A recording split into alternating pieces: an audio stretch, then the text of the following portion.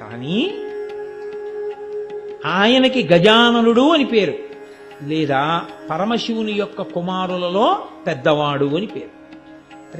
పరమశివుని యొక్క కొడుకు అన్న సంబోధన కుమరన్, కుమారా అన్న శబ్దం ఒక్క సుబ్రహ్మణ్యుడు.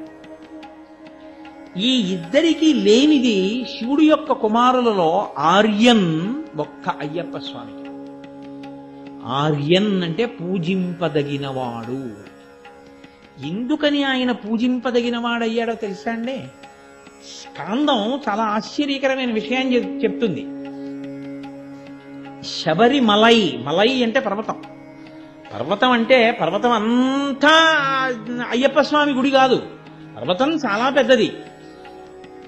శబరిమలై, శబరి గిరి మీద అయ్యప్ప స్వామి వారి యొక్క గుడి ఉండేటటువంటి ప్రత్యేకమైన ఆ ప్రదేశాన్ని ఆర్యకావు అని పిలుస్తారు. ఆర్యకావు పురాణాంతర్గతంగా ఆర్యకావు అంటే పెద్దలున్న స్థలము, పూజనీయమైన స్థలము.